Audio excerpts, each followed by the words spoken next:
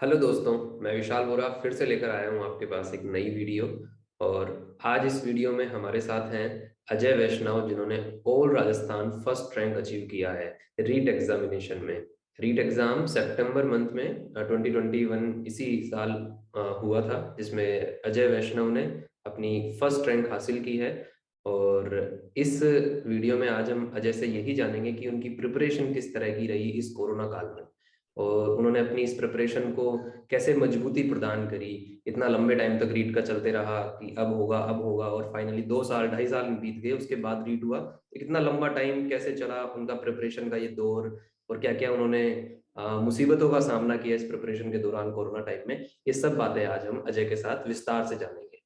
अजय, तुम थोड़ा सा इंट्रोडक्शन दो आपका कि आपने कौन सी रैंक हासिल की, कितने मार्क्स आए आपके, सभी सब्जेक्ट में क्या क्या मार्क्स थे, कौन सा लेवल था आपका। Sir, good morning sir. और नमस्ते सभी को। और मेरा नाम अजय वैष्णव है और मैं राजसमंद जिले का हूँ और मैं प्रॉपर आमेर से हूँ। अभी मैं हाउसिंग बोर्ड का आंकरोली में रह रहा हूँ। और मैंने अभी लेवल 1 का एग्जाम दिया था, उसमें मेरे 148 नंबर आए। उसमें 2 क्वेश्चन इंग्लिश में मेरे रॉन्ग हुए हैं। बाकी बाकी पांचों सब्जेक्ट बाकी चारों सब्जेक्ट में मेरे 30 नंबर थे। और अभी मैं लेवल 1 की ही तैयारी कर रहा था। जब पिछली बार मैंने रीट दिया था उसके बाद से इसी की तैयारी कर रहा हूँ। और मेरे बीएड अभी रनिंग चल रही है। मैंने बीएससी कर रखा है और एसटीसी मेरे हो चुकी है डाइट नाथद्वारा से।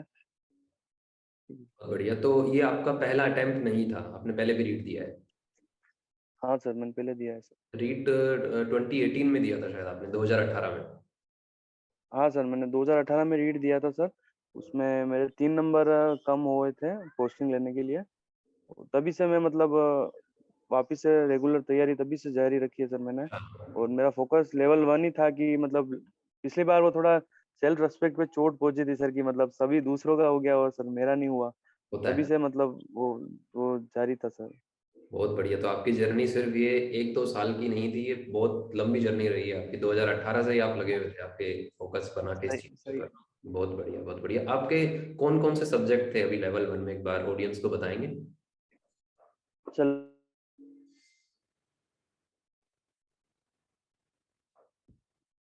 हेलो।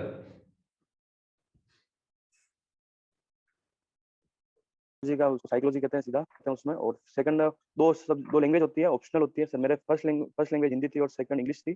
और फिर है ना मैथ्स मैथमेटिक्स होती है 30 क्वेश्चन। और फिर 30 क्वेश्चन ईवीएस के होते हैं, जिसमें मतलब साइंस जीके समझ लो, करंट मतलब राजस्थान आर्ट एंड कल्चर सभी चीजें आ जाती है। और टीचिंग मेथड का मतलब इस मतलब रीड के लिए मतलब बहुत बड़ा पोर्शन रहता है टीचिंग मेथड के लिए। बिल्कुल।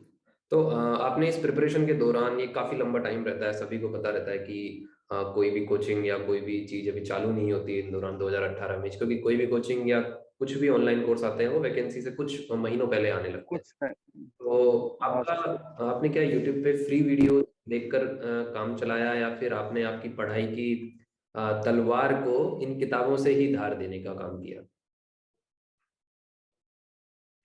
सर मेरे को है ना मतलब यूट्यूब कंटेंट में देखता था कभी कभी, लेकिन मुझे ना मतलब वो सेटिस्फेक्शन नहीं मिलता था। तो हम्म। मैंने शुरू में ही है ना मतलब सोच रखा था कि मतलब बुक ही सबसे ज्यादा बेस्ट है। तो ओके। मतलब मैंने पुराने पेपर देखा, मेरा 2 बार घर पे मैंने वही पुराना पेपर वापस दिया कि मुझे मतलब कहाँ कहाँ मेरे मतलब यूँ गलतियाँ किस जगह मैंने की है। जी। तो वो सर 2-3 दिन से मेरे वही पुराने पेपर देखे। उसके बाद तो जब रिजल्ट आ गया था कि मतलब मेरा नहीं हुआ है, तभी से मैं मतलब ये अपने रीट लेवल 1 के लिए तैयारी शुरू कर दी थी। मैंने एक एक सब्जेक्ट से शुरू किया था कि मुझे टाइम है कि अब भर्ती थोड़ा टाइम लेगी नहीं आने में। तो मैंने एक सब्जेक्ट से लिया कि सबसे पहले मैंने मैथ्स पकड़ी, कि मतलब मैं साइंस बैकग्राउंड से हूँ, तो मैंने सोचा एक बार मैथ्स में कहाँ कहाँ गलती हुई है मतलब उसको थोड़ा मैं इंप्रूव कर लूँ पहले ही, कि मतलब वो मेरा प्लस पॉइंट हो जाए। तो मैंने मैथ्स इंप्रूव की। उसके बाद मैं साइकोलॉजी और इंग्लिश, इनमें मेरे पिछली बार थोड़े मार्क्स कम थे। तो उसके लिए मतलब मैंने मतलब जो राजस्थान बोर्ड की किताबें हैं, एनसीईआरटी की बुक्स है, उनसे मैंने शुरुआत की साइकोलॉजी की। मतलब बेसिक बेस समझा कि मतलब कौन सा शब्द क्या कहना चाहता है। मतलब आपको एग्जाम में यूं होता है, छोटे छोटे शब्द अपन मिस कर जाते हैं पढ़ने में, और वो हम्म। आंसर देना क्या चाहते हैं वो दे क्या देते हैं। तो इसी हिसाब से मतलब मैंने पूरा पीछे शब्दावली होती है, इंपोर्टेंट कोटेशन होते हैं, उनके हिसाब से मैंने वापस तैयारी की। और हिंदी वैसे मेरी अच्छी है हिंदी, तो मुझे उसमें कोई ज्यादा प्रॉब्लम नहीं हुई। इंग्लिश, साइकोलॉजी और मैथ्स को मैंने थोड़ा विशेष ध्यान दिया। और ईवीएस के लिए भी मतलब उसी टाइम से मतलब 6-7 महीने में ये मेरे को टाइम 3-4 सब्जेक्ट में थोड़ा मतलब बेसिक कवर करने में लगा। फिर मैंने धीरे-धीरे पाँचों सब्जेक्ट को साथ-साथ शुरू किया। बहुत बढ़िया, बहुत बढ़िया। तो अजय, तुमने बताया कि प्रिपरेशन तुमने किताबों से ही की, आरबीएससी एनसीईआरटी की बुक्स के द्वारा ही तुमने अपनी प्रिपरेशन को मजबूत किया। तो कुछ किताबों के नाम बताओगे जो तुमने अपनी रीट की तैयारी के दौरान जिनको पढ़ा, जिनका अध्ययन किया। किताबों के नाम मैं इसलिए भी पूछना चाहता हूँ कि बहुत से स्टूडेंट है जो कि कोचिंग ज्वाइन नहीं कर सकते अपनी फाइनेंशियल कंडीशंस को देखते हुए। तो तुम कौन सी किताब वो सजेस्ट करना चाहोगे कि जो हर एक बच्चा पढ़ सकता है, खरीद सकता है, और जिसमें क्वालिटी से भी कॉम्प्रोमाइज ना हो? तो सर ना बुक्स की बात करें सर, मैं मतलब सब्जेक्ट डिवाइड करता हूँ, ठीक है सर। सबसे हम्म। पहले अपन ईवीएस को लेते हैं सर। ईवीएस में ना सर तीसरी से पांचवी राजस्थान में ईवीएस की बुकें चलती है सर। सबसे पहले आप ना उनको लो, आराम से ना आप मतलब एक दिन उस बुक को आराम एक से लगे 1 या 3 दिन लगाओ ज्यादा से ज्यादा। 3 दिन में एक बुक का मतलब टारगेट रखो। अभी से शुरू कर रहे हो अगली रीड के लिए, तो फिर तीसरी की ईवीएस को पूरा पढ़ा। उसके अंदर एक पेज पे पीछे आप लिख सकते हो कि मतलब ये टॉपिक है। जरूरी नहीं कि आपको वही पढ़ना चाहिए। स्वच्छ भारत अभियान का कहीं नाम दे रखा है तो आपको उसकी डिटेल आपको आनी चाहिए। मतलब वो छोटी बुक है, उनके लिए उतना ही काफी है कि अभियान चलता है। ऐसे ना तीसरी से पांचवी यूएस कंप्लीट की सर मैंने। फिर छठी से लगाकर 10वीं तक मैंने ना मतलब एसएस पोर्शन वाली जो सामाजिक अध्ययन की बुकें चलती है राजस्थान गवर्नमेंट की, उसके लिए मतलब मैंने ना जो सब्जेक्ट के मेरे मतलब सिलेबस में जो पॉइंट थे सर, उनको मैंने फिर नोट्स बनाए अपने हिसाब से। और फिर मैंने छठी से लगाकर 10th तक की बुकों के लिए भी नोट्स बनाए। फिर राजस्थान अध्ययन की बुकें आती है 9वीं से 12वीं, उसको आप आराम से मतलब पढ़ सकते हो। और मतलब जो जो अपने सिलेबस में जो ईवीएस के सिलेबस में है वो देख सकते हैं। उसके बाद ईवीएस का सिलेबस थोड़ा क्या मिला जुला सिलेबस है। राजस्थान आर्ट एंड कल्चर है, साइंस है, ऐसे उसके लिए थोड़ा आपको मैटर ज्यादा देखना पड़ेगा। और मैथ्स की बात करें तो मैथ्स के लिए आपको मतलब बेसिक चीजें आनी चाहिए। मतलब आप जरूरी नहीं आप समीकरण बनाओ एक्स मान के करो। एक एक नियम है जो 100 मार्क का फॉर्मूला होता है, उससे करने से क्या थोड़ा टाइम भी मतलब बच जाता है अपना। और क्वेश्चन करने में मतलब हार्ड भी नहीं लगता, क्यों छोटी सी गलती हो जाती है उस एक्स समीकरण बनाने में, तो वो टाइम ज्यादा कंज्यूम करता है। और हिंदी की बात करें तो 9वीं से 12वीं राजस्थान अध्ययन की मतलब नहीं, 9वीं से 12वीं मतलब राजस्थान बोर्ड की जो बुक चलती थी पुरानी हिंदी ग्रामर, मेरे पास नई वाली एडिशन नहीं था, पुराना वाला ही था जो मैंने पहले पढ़ रखा था। उसमें मैंने एडिट भी कर रखा था, मतलब पेंसिल से कहीं कुछ छूट जाए लिखा हुआ तो वो आप प्रिपरेशन वहीं से एक बार बेसिक से शुरू कर सकते हो। उसके बाद मेरे पास पुराने नोट्स थे हिंदी के, वो मैंने देखे थे। बुक तो आप 9वीं से 12वीं ले सकते हो, या कोई भी मतलब जो ऑथेंटिक बुक लगेगी मतलब हिंदी के लिए, वो एक पर्याप्त है। उसमें आप पर्यायवाची विलोम ये जो वोकेबलरी वाले पोर्शन है वो देख सकते हैं। इंग्लिश का सिलेबस के लिए क्या है सर कि मतलब बुक ढूंढना सर थोड़ा मुश्किल है, क्योंकि उसमें सर ना लिटरेरी टर्म्स वगैरह भी है और थोड़ी ग्रामर भी है। तो उसके लिए आप है ना बेसिक से कोई भी मतलब गाइड ले सकते हो, या जो मतलब नॉर्मली जो मार्केट में चलती है वो गाइड ले सकते हो। और उसी को कंप्लीट करो एक बार, उसका बेस बन जाएगा आपका। उसके बाद आप और भी आगे उसमें देख सकते हो। और साइकोलॉजी के लिए सर ना आप एनसीईआरटी की बुक लो या आरबीएससी की बुक लो। उसमें से ना जो अपने सिलेबस में है उसमें सर ना 50 या 60% सिलेबस आपको मिलेगा, पूरा नहीं मिलेगा उसमें। और आप उसमें तो बाल विकास वाले जो पोर्शन है पीछे जो उसमें ना इम्पोर्टेंट शब्दावली दे रखी है, कौन क्या होता है, कौन सा शब्द क्या है, जैसे अभिरुचि, अभिक्षमता, अभिवृत्ति, अवधान, ये चारों शब्द मतलब पढ़ते तो अपने को है ना अलग ही अर्थ निकलता है। और जब अपन उसको एक्चुअली साइकोलॉजी के टर्म में उसकी डेफिनेशन पढ़ेंगे तो उसमें उसका थोड़ा अलग ही है। अवधान को अपन पढ़ते तो सब जने समझते हैं अवधान मतलब बाधा होगा, जबकि साइकोलॉजी में मतलब क्यों वो व्यवधान होता है। छोटे छोटे जो शब्द में जो कंफ्यूजन होता है ना, वो मैंने पहले बेसिक आप एनसीईआरटी आरबीसी क्लियर करो। उसके बाद जो अलग से सब्जेक्ट टॉपिक में से अपना एसटीसी की हुई है, जिसने जो एसटीसी में जो बुकें चलती है जो ऑथेंटिक बुकें होती है, अपने बीकानेर निदेशालय की है। बीएड आपने की है तो आपकी यूनिवर्सिटी की जो बुक्स होती है, अब उसमें से ना जो सिलेबस है जैसे पियाजे है, वाइगोस के जो इम्पोर्टेंट जो मतलब साइकोलॉजिस्ट हुए उनको आप मतलब प्रॉपर उनको तैयार कर सकते हो। और बाकी सर हिंदी इंग्लिश हो गई, ईवीएस हो गई, हाँ बाकी सर आप मतलब बेसिक चीजों से आप बेस कंप्लीट बना लो। उससे क्या होता है कि मतलब आगे फिर अपन कितना भी पढ़ सकते हैं। अगर बेस कमजोर है और आगे सीधे ही आगे वाली दूसरी कोई भी गाइड लाएंगे तो उसमें क्या है, फिर कंफ्यूजन ज्यादा क्रिएट होता है। मतलब अपन को एक एक पॉइंट क्लियर करना है शुरुआत से, कुछ छोड़ना नहीं है, यही तुम कहना चाहते हो?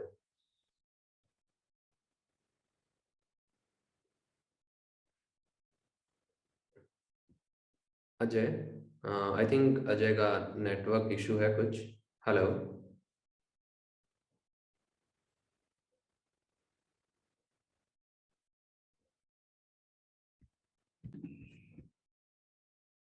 तो अजय, तुम यही बताना चाह रहे हो कि हर एक पॉइंट क्लियर होना चाहिए, कुछ भी नहीं छूटना चाहिए अपनी शुरुआती स्टेज को लेकर और लास्ट के स्टेज तक?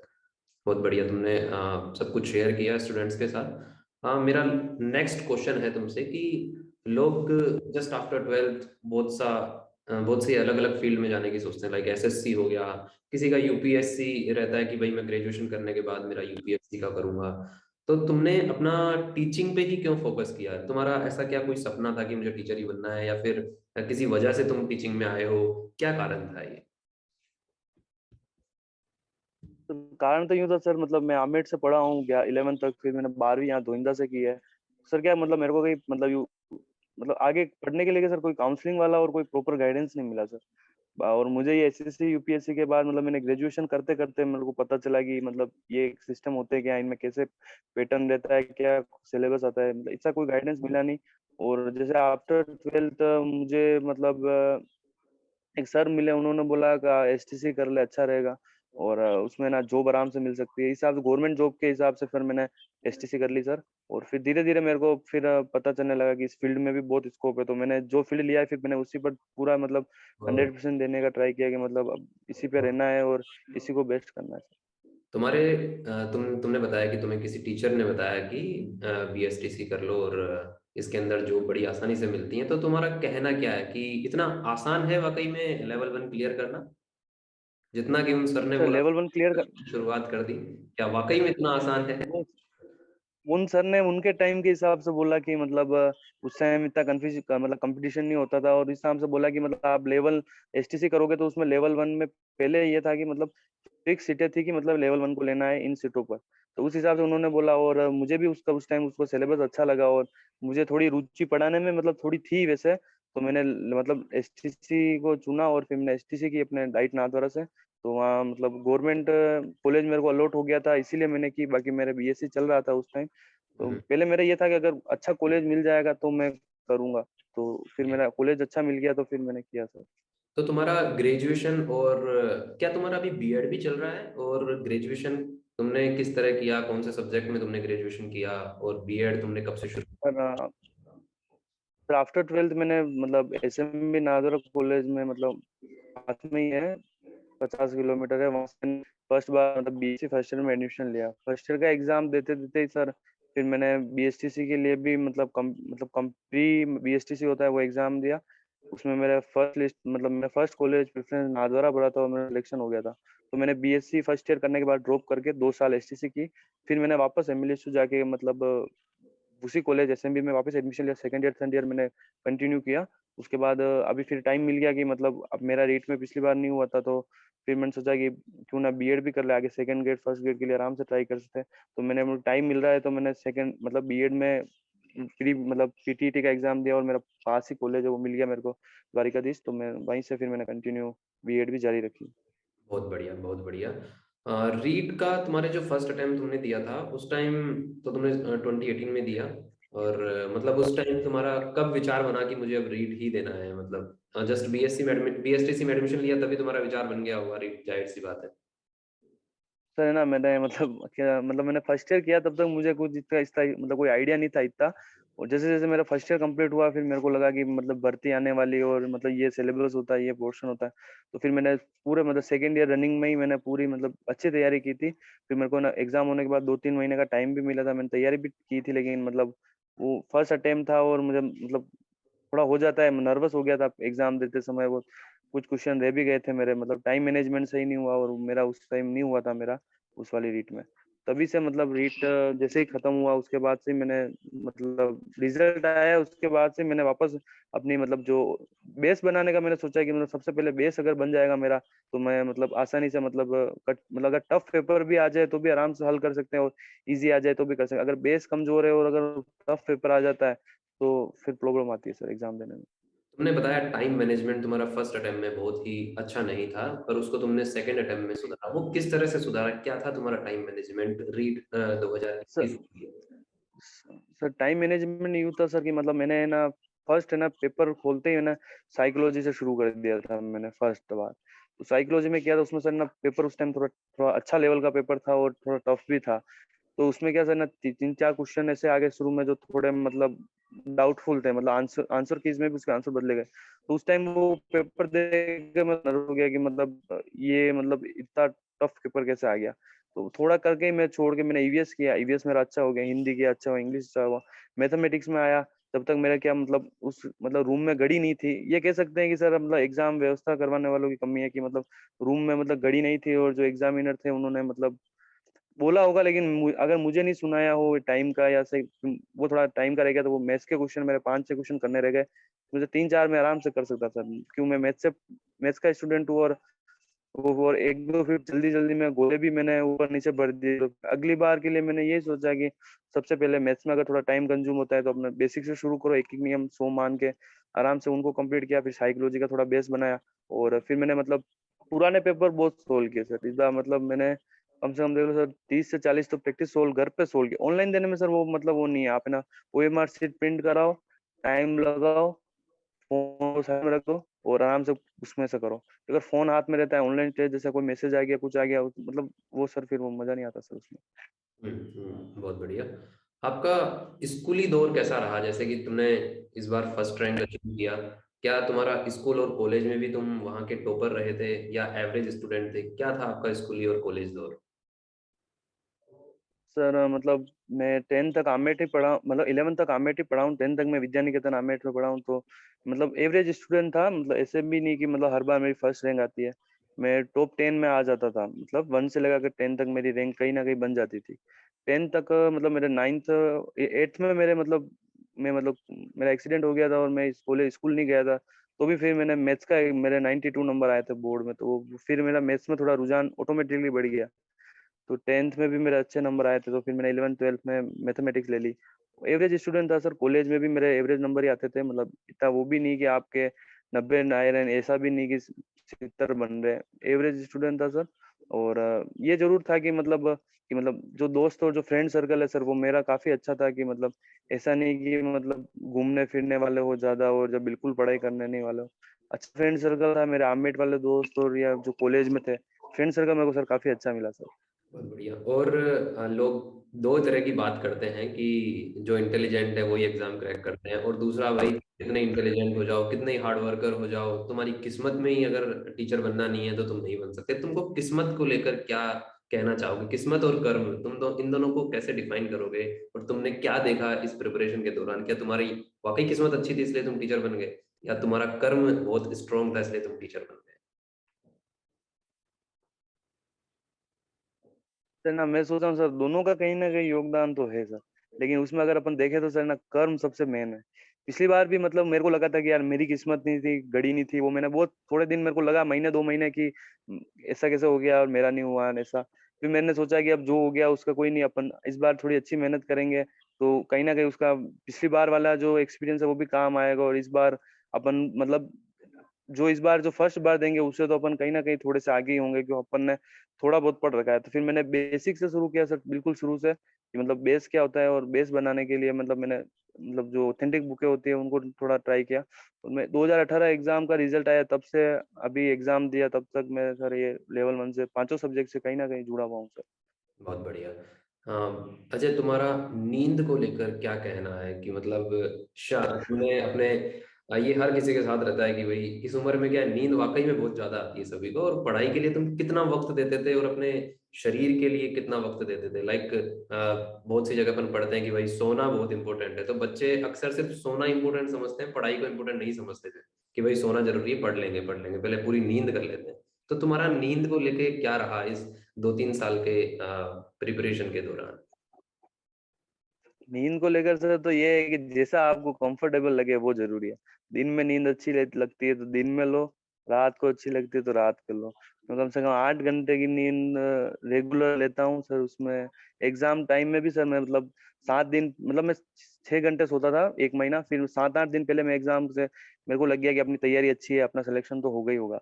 तो फिर मैंने ना 8 घंटे नींद लेना उस टाइम भी मैंने जारी रखा। क्यों सर ना, अगर आप थके हुए हो, दिमाग भी अगर वो दिन भर वही चीजों में रहता है तो फिर है ना वो मतलब जो अपन एग्जाम में जाते हैं तो है ना वो ऑटोमेटिकली प्रेशर आता है कि मतलब आंखें नहीं खुलती है, वो कुछ ना कुछ मतलब वो हो जाता है। तो मैंने नींद को लेकर सर ये है कि मतलब आराम से नींद लो, कि अब 24 घंटे में तो उसमें अगर 8 घंटे आप नींद भी ले लेते हो तो वो कहीं ना कहीं आपको ही फायदा करेगी, कि नींद पूरी होने से मतलब कॉन्सेप्ट मतलब कुछ अगली चीज पढ़ोगे तो उसके लिए सर थोड़ा फायदा होगा सर आपको। बहुत बढ़िया। तुमने बताया कि एग्जाम से पहले, एग्जाम से एक हफ्ते पहले तुम्हारा टाइम मैनेजमेंट क्या रहा था, प्रिपरेशन के लिए क्या शेड्यूल रहा था तुम्हारा एक एग्जाम से एक हफ्ते पहले? क्या तुमने पढ़ाई सर की? मेरा एक हफ्ते हाँ सर, मेरा एक हफ्ते पहले सर शेड्यूल ये था मेरा, कि मैंने सोच रखा था कि मतलब मैं हफ्ते भर में पूरा रिवीजन करूंगा पूरे कोर्स का।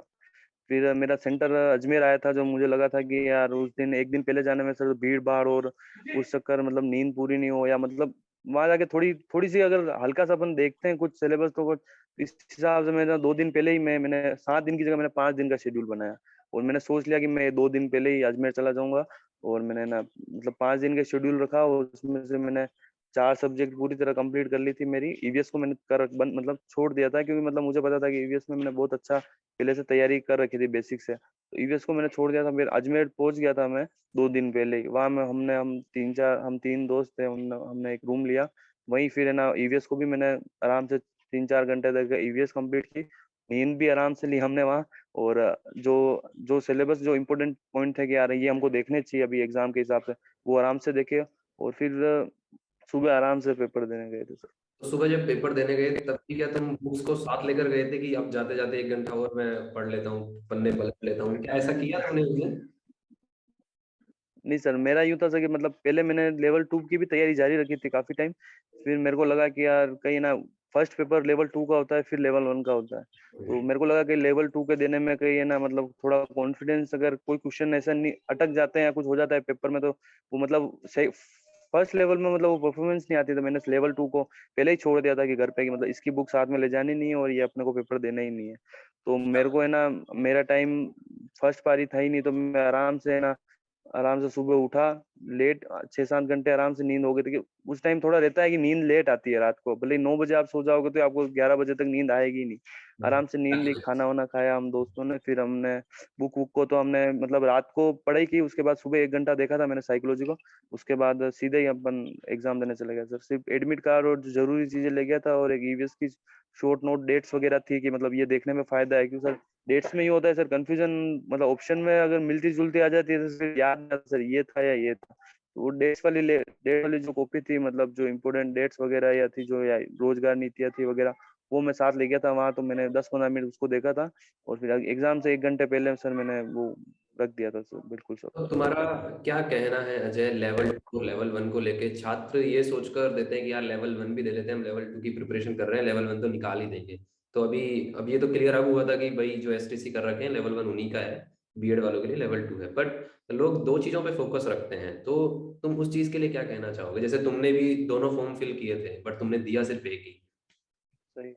तो उसके लिए क्या उसके कहना लिए चाहोगे? यूं है सर, है ना। हाँ सर, उसके लिए यूं है सर कि मतलब लेवल 2 वाला अगर लेवल 1 देता है तो उसके लिए कोई ज्यादा प्रॉब्लम नहीं, कि उसका मेन तैयारी उसमें लेवल 2 की होती है, वो आराम से उसको करे। और फिर फ्री माइंड होकर लेवल 1 भी आराम से दे। सर मेरे लेवल 1 था, जो मुझे यूं था कि अगर मैं दिन तक की सब तैयारी की थी, साइंस वगैरह मैथ्स मेरी ठीक है, तो मैंने तैयारी की थी। लेकिन फिर मेरे को लगा था कि अगर कहीं साइकोलॉजी या इंग्लिश कुछ टफ आ गया, या मैथ्स में कुछ क्वेश्चन उलझाने वाले आ गए, अगर उसमें कॉन्फिडेंस डाउन हो जाता है, और 1.5 घंटे बाद ही सेकंड वापस लेवल 1 का जो मेरा मतलब प्रॉपर लंबी तैयारी चल रही थी उसका पेपर था। इसलिए फिर मैंने ना दादाजी और घर पे सभी से बात की, ये बोला कि जो कंफर्टेबल लगे करना, कोई दबाव नहीं लेना, और अपने एक की जो तू कर रहा है तैयारी वही कर। ये रहता है सर, मतलब घर पे बड़ों से अगर बात कर लेते हैं तो सर थोड़ा सही रहता है। कोई भी अगर कंफ्यूजन हो तो सर वो उनको मतलब बात करने से ना थोड़ा सही हो जाता है। फिर मैंने घर से निकल मतलब 1 महीने पहले सोच लिया था देना नहीं है। और फिर घर से तो मैं साथ में गया, तो लेवल 2 का सर कुछ ले गया भी नहीं था साथ में। जो लेवल 1 की तैयारी करने वाले 2 दिन पहले गया था वही ले गया था, और मेरा फोकस लेवल 1 ही था। और फिर मैंने लेवल 2 एग्जाम दिए ही नहीं। एग्जाम सेंटर में भी जो एग्जामिनर था उन्होंने बोला कि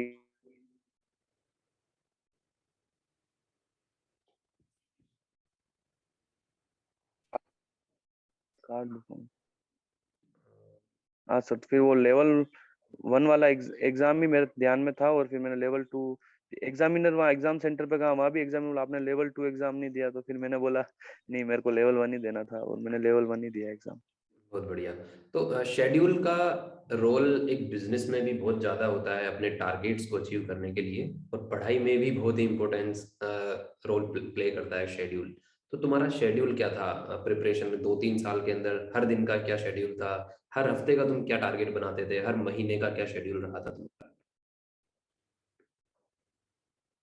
सर शेड्यूल का यूं है कि सर है ना, अपन एक बार में सर है ना मतलब हाई जंप करने की करेंगे तो फिर क्या सर, धीरे धीरे है ना मतलब वो जो गोल अपन सेट करते हैं वो अचीव नहीं होता है, मन में यूं रहता है या क्या है, रहने दो।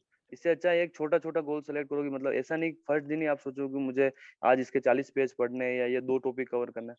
आप ये सोचो कि यार अब छोटा करूंगा मैं आराम से, एक आज एक दिन का एक टॉपिक करना है, छोटा छोटा टॉपिक करो, फिर धीरे धीरे इंप्रूव करो। अपन सीधा अपन सोचेंगे 50 पेज पढ़ूंगा मैं और अपन 40 पेज ही पढ़ पाते हैं तो मन में यूं रहता है यार आज गोल अचीव नहीं हुआ। फिर अगले दिन भी अपन ट्राई करते हैं 45 हुए, तो फिर धीरे धीरे ये होता है कि बस 30 ही चल जाएगा, 25 ही चल जाएगा।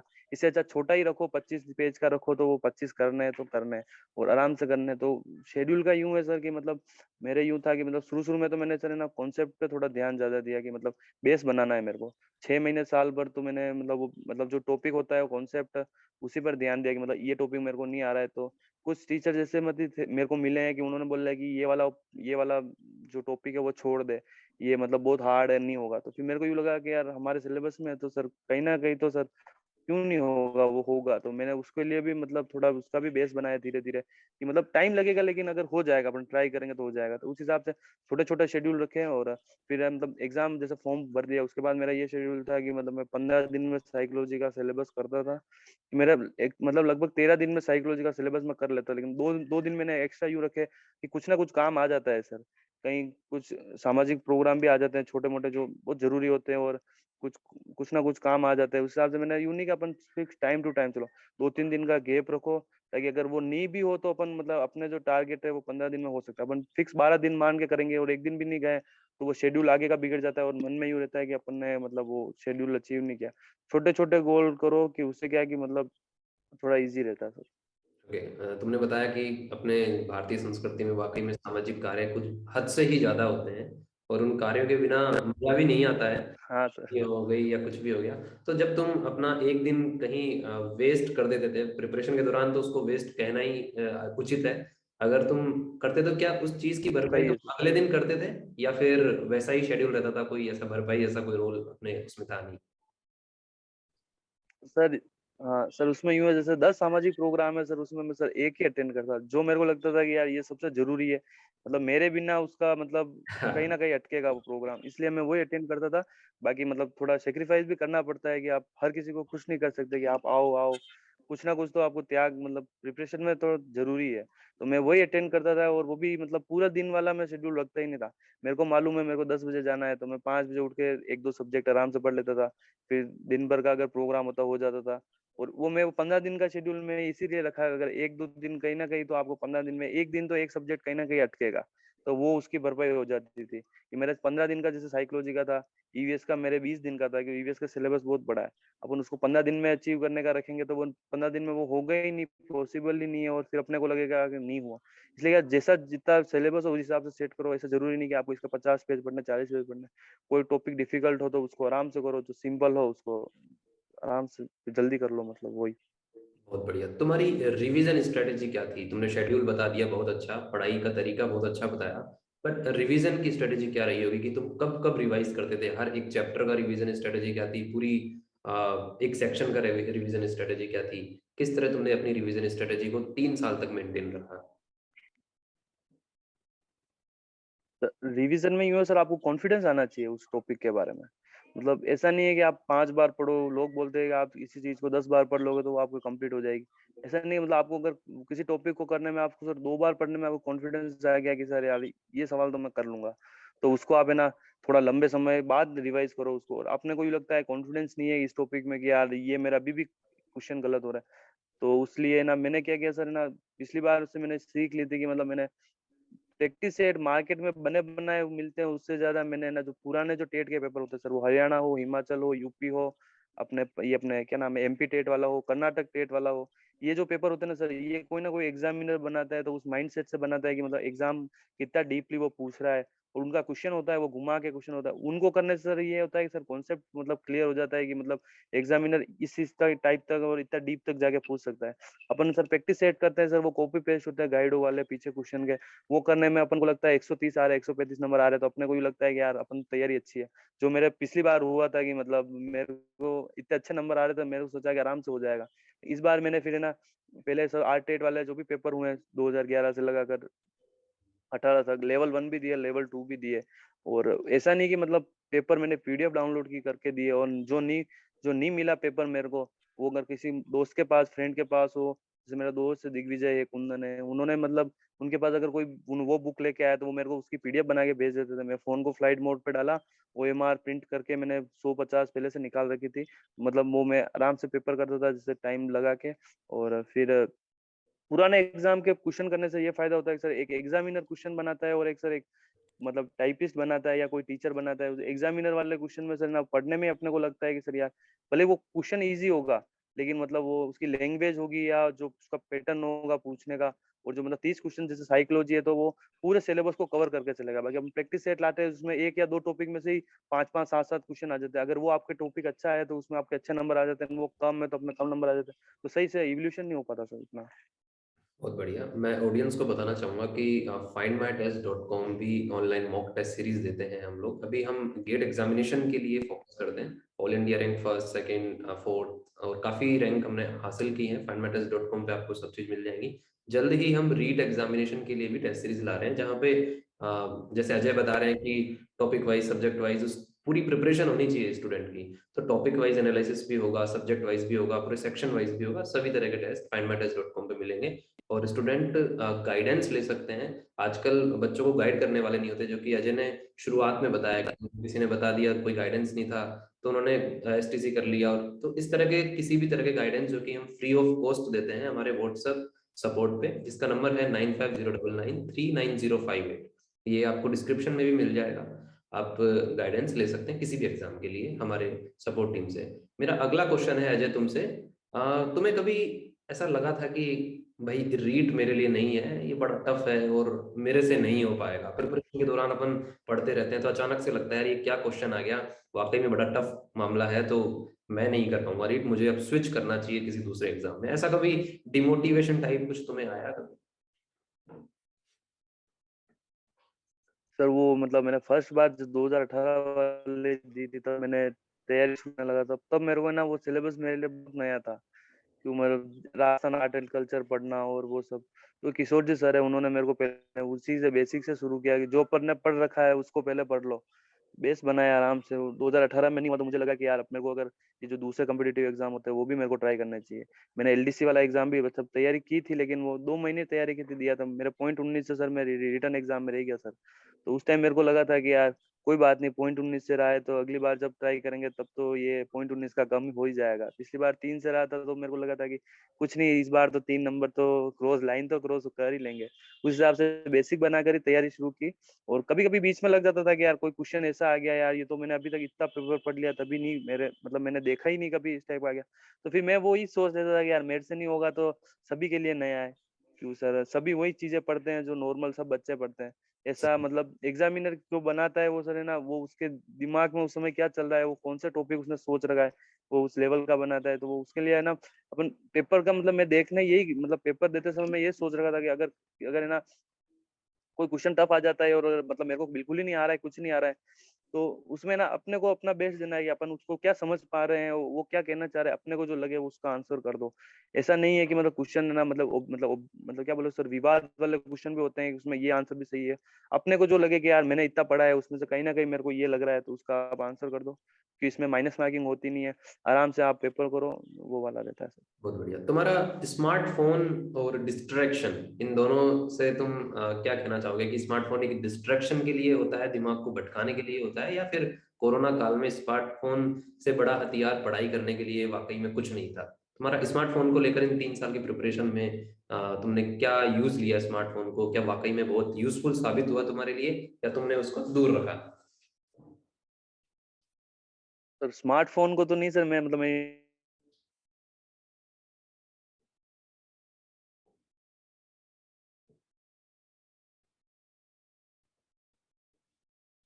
होता है, मैं अगर मेरे को कोई ऑनलाइन टेस्ट देना होता है जिसमें मतलब नेट मतलब कंप्लीट चाहिए, तो मैं सीडीओ में जाके मतलब एग्जाम मतलब जो ऑनलाइन टेस्ट दिया मैंने ऑफलाइन डाउनलोड कर लेता था, रात को रख देता था फोन को, मतलब जब तक थोड़ी देर में शाम को टीवी देखता था, जैसे मतलब खाना वाना खा रहे दादाजी के साथ बैठे बात कर रहे हैं, तो मैं डाउनलोड लगा के रख देता था कि डाउनलोड हो जाएगा फिर आराम से देख लूंगा जब टाइम मिलेगा। तो वो नेटवर्क वाला, मैं जब पढ़ाई करने के लिए अंदर वाले रूम में पढ़ता था तो मैं फोन में पास में ही रखता था, क्योंकि है ना मतलब मैंने कोई पीडीएफ, मतलब मेरे पास हर बुक अवेलेबल नहीं थी कि मतलब मेरे यहाँ राजसमंद से खरीदी या उदयपुर से खरीदूं, कोई बुक मेरे को नहीं मिलती थी, मेरे को लगता था कि यार ये पढ़नी है, तो मैं उसकी पीडीएफ डाउनलोड करके अपने फोन में मैंने फोल्डर बना रखा था रीट नाम से, उसमें जो इंपोर्टेंट पीडीएफ वगैरह थी वो मैं थी। और मेरे को अगर किसी चीज में लगता है कि यार ये क्वेश्चन कैसा है उसमें अगर होगा, तो मैं उस फोन पास में रखता था, लेकिन वो नेटवर्क आते ही नहीं थे, जो वो कोई डिस्ट्रक्शन वाला कोई मामला था ही नहीं सर। बहुत बढ़िया। मेरा अगला क्वेश्चन है अजय तुमसे कि शिक्षक बनने वाले हो तुम, शिक्षक बन चुके हो, बस ज्वाइनिंग बाकी है तुम्हारी। तो ज्वाइनिंग के बाद भी क्या तुम्हारा पढ़ाई का ये सिलसिला यूं ही जारी रहेगा, या फिर तुम्हारा ये बस अब अंतिम था, बस बहुत पढ़ लिया अब नहीं पढ़ना है, अब अपन को नौकरी करनी है, ऐसा कुछ है क्या? पढ़ाई आगे जारी रखनी है या बस यहीं तक था? नहीं सर, अभी जैसे जब तक ज्वाइनिंग होगी या अगर जैसा भी आगे सरकार जो डिसाइड करेगी उस हिसाब से मेरे अभी एग्जाम में बीएड में बीएड कंप्लीट करना चाह रहा हूँ सर। बीएड कंप्लीट हो जाएगी उसके बाद मैं आराम से मतलब फैमिली को थोड़ा सपोर्ट, मतलब जो बेस भी बन जाएगा मेरा, कि मतलब ऐसा कोई जरूरी भी नहीं कि मतलब फिर आराम से आप तैयारी कर सकते हो, तो मैं सेकंड ग्रेड के लिए फर्स्ट ग्रेड के लिए या कोई भी एग्जाम होगा उसके लिए आराम से मतलब तैयारी कर सकता हूँ। मेरा यही था कि मतलब एक बार कहीं ना कहीं सर जॉब लग जाए तो फिर क्या, थोड़ा फैमिली में भी थोड़ा मतलब प्रेशर रहता है हल्का सा, वो फैमिली कुछ नहीं बोलती, लेकिन सर अपने को लगता है कि यार कहीं ना कहीं अब अपने साथी है जो कहीं ना कहीं लगे हुए हैं या कोई ना कोई बिजनेस कर रहा है, कोई ना कुछ कर रहा है, तो अपने को लगता है यार कहीं ना कहीं अपन भी थोड़ा हल्का सा मतलब फाइनेंशियली थोड़ा सेटल हो जाए, तो वो थोड़ा एग्जाम अगर ये जल्दी क्लियर हो जाता है तो उसके बाद आगे की तैयारी जारी रख सकते हैं। थोड़ा मोटिवेशन मिल गया है तुम्हें अब आगे की प्रिपरेशन करने के लिए। बहुत बढ़िया। सही है अ, सर। अजय, तुम क्या कहना चाहते हो राजस्थान की एजुकेशन सिस्टम के लिए, कि तुम्हें कहाँ एक कमी महसूस होती है कि ये कमी हमारे राजस्थान के एजुकेशन सिस्टम में बहुत ज़्यादा है, ये काफ़ी टाइम से नहीं बदल रही है, या फिर तुम्हें अगर मौका मिलता है तो वो कौन सी कमी तुम दूर करना चाहोगे जो कि एक शिक्षक शिक्षा और छात्रों के हित में रहेगी? सर ऐसे तो है सर बहुत सारी कमियां अभी भी मौजूद है, लेकिन सर मैं ना काउंसलिंग और पर गाइडेंस पे ज्यादा ध्यान देना चाहता हूँ, क्योंकि बच्चों को मतलब एक गाइडेंस नहीं मिलता कि यार वो ये कर सकता है इस फील्ड में। मेरे मैथमेटिक्स फील्ड होते हुए भी सर मेरे को है ना आईआईटी जेई के बारे में सर मैंने ट्वेल्थ में आया था, मेरे को पता चला सर पहली बार। उस हिसाब से मेरे को ना वो गाइडेंस वाला कभी मतलब वो फिर उस फील्ड में होते हुए भी सर मेरे को इसी बेसिक चीजों का गाइडेंस नहीं होता। मैं सर गाइडेंस और काउंसलिंग पे थोड़ा बोलना चाहूंगा कि मतलब जो टीचर्स वगैरह जो अपन पांचवी या मतलब पांचवी तक तो बच्चे छोटे होते हैं, छठी छठी से लगाकर 12वीं तक अगर टीचर पढ़ाता है तो उसको मतलब थोड़ा कम्पिटिटिव एग्जाम के बारे में थोड़ा नॉलेज देता रहे, ताकि मतलब हमको पहले ये रहता था कि ये बुक पढ़ी इसमें से आएगा इसमें से पेपर करना है।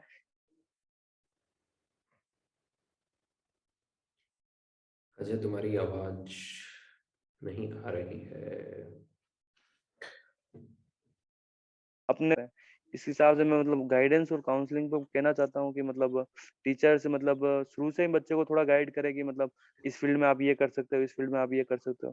वो गाइडेंस अगर एडमिशन लेने के बाद पता चले तो फिर वो थोड़ा देर हो जाती है सर। बहुत देर हो जाती है। उसी उसी चीज के लिए हमने, हमारा जो गाइडेंस का काम है वो हमने फ्री ऑफ कॉस्ट रखा है, कि हर कोई आए और फ्री में गाइडेंस ले। हमारी टीम बैठती है, आईआईटीज के टॉपर्स हैं, एनआईटीज के हैं, कुछ लोग पीएचडी कर रहे हैं, कुछ लोग पीएसयूज में हैं, काफी लोग हैं हमारे साथ जो कि टीम में कोई कोई रिप्लाई करता है व्हाट्सएप पे।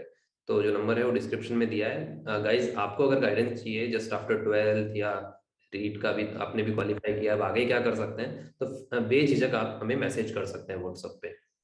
अ, मेरा अजय तुमसे नेक्स्ट सवाल, जो कि एक इमोशनली भी तुम कह सकते हो कि वो तुम्हारे लिए रहेगा, और वो सभी के लिए होता भी है कि भाई हमारे आदर्श वो थे, हमारे आइडियल ये हैं, हम उनको देखकर ही प्रेरणा लेते हैं। तो तुम्हारे आदर्श कौन थे?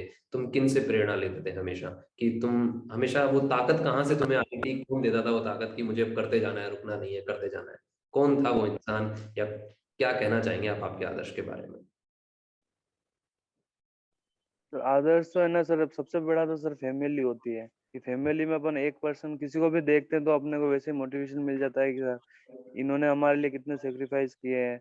और बाकी ना मेरा थोड़ा ऑब्जर्वेशन का थोड़ा मेरा ज्यादा रहता है। मैं किसी भी चीज को देखता हूँ तो सर वो थोड़ा ऑब्जर्व करता हूँ कि मतलब वो चीज क्या, मतलब कौन क्या कर रहा है, मतलब कुछ भी होता है वो तो क्या छोटी छोटी चीजें मोटिवेशन दे देती है कि मतलब मैंने बहुत सौ को देखा है कि मतलब जिन्हों के फर्स्ट बार नहीं होता, सेकंड बार नहीं, थर्ड बार नहीं होता, फिर आगे जाके कहीं ना कहीं ऐसा जरूरी नहीं है कि वो हर एग्जाम में मतलब वो उनको क्रैक नहीं कर पाएंगे, उससे भी अच्छे एग्जाम को वो क्रैक करते हैं। और मतलब मैं यूट्यूब को मतलब है ना पढ़ाई से थोड़ा ज्यादा नहीं देखता था, क्योंकि मतलब 1 घंटे का वीडियो देखने में आपको बुक में आप 15 मिनट में पढ़ोगे, वही आपको 1 घंटे में आपको यूट्यूब चैनल मतलब वीडियो में दिखेगा। तो मैं मोटिवेशन के लिए जरूर मैं देखता था कि मतलब कुछ भी मतलब अपने मतलब मोटिवेशन स्पीकर है उनका जरूर सुनता था कि मतलब उससे थोड़ा यूँ रहता था कि मतलब कभी थोड़ा यूँ लो फील करते हैं तो मोटिवेशन वाला सब देख सकते हैं सर। बहुत बढ़िया। रीट के अलावा तुमने अजय कोई और भी एग्जाम दिया? सर अभी मैंने हाल फिलहाल तो सर अभी मैंने रीट का एग्जाम दिया था, उसके बाद मैंने एलडीसी का दिया था सर, उसमें मेरा .19 से मैं टाइपिंग में सेलेक्ट नहीं हुआ था। फिर उसमें उसके बाद मैंने वापस अभी, हाँ सर वो रिटर्न क्लियर होने में सर .19 रह गया था सर मेरा, अच्छा। और टाइपिंग में मेरा नंबर नहीं आया था सर। उसके लास्ट बाद टाइम मैंने भी फिर ये लास्ट टाइम भी तुम्हारा .19 से रहा था शायद रीट लेवल 1 में। रीट लेवल 1 में सर 3 नंबर से रह गया था सर मेरा। 3 नंबर से, ओके।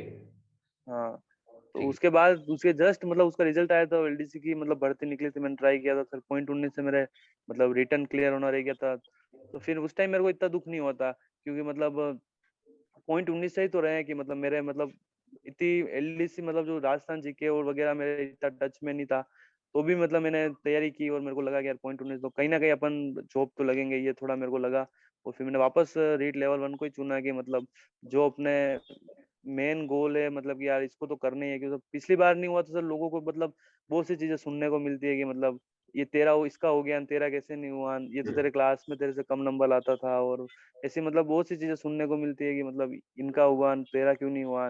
और कुछ नेगेटिव कमेंट करने वाले सर करते हैं कमेंट, और फिर उसी से मतलब थोड़ी प्रेरणा मिली कि मतलब यार इस बार तो करना ही है कैसा ना कैसे करके। बहुत बढ़िया, बहुत बढ़िया। मेरा अंतिम सवाल है तुमसे, जो कि सभी टॉपर्स को मैं इस बार पूछा मैंने। रीट और आरपीएससी सेकंड ग्रेड, इन एस्पिरेंट्स के लिए तुम अब क्या कहना चाहोगे? क्योंकि लोग रीट की प्रिपरेशन के लिए भी लग चुके हैं अभी, और सेकंड ग्रेड की वैकेंसीज आ रही हैं। तो तुम्हारा क्या कहना है उन लोगों के लिए, वो किस तरह से अपनी इनिशियल स्टेज पर प्रिपरेशन को शुरू शुरू करें? सर मैं रीट और मतलब जो सेकंड ग्रेड की भर्ती आ रही है उनके लिए ये एस्पिरेंट्स और प्रतिभागियों को यही कहना चाहूंगा कि मतलब लोगों से ना थोड़ा मिलना जुलना कम करो। क्या मतलब बोलते हैं लेकिन मतलब उसमें ना मतलब उनका जो भाव होता है वो थोड़ा मतलब नेगेटिव ज्यादा होता है, कि अगर आप किसी एग्जाम में असफल हुए हैं या अपन करना चाह रहे हैं, तो सोसाइटी मतलब कुछ ना कुछ उल्टा सीधा जवाब दे देती है, तो फिर अपने को है ना मतलब उसमें ना अपना कॉन्फिडेंस डाउन होता है कि यार यार ऐसे कैसे बोल दिया मेरे को यार, हम भी तो पढ़ाई तो कर ही रहे हैं।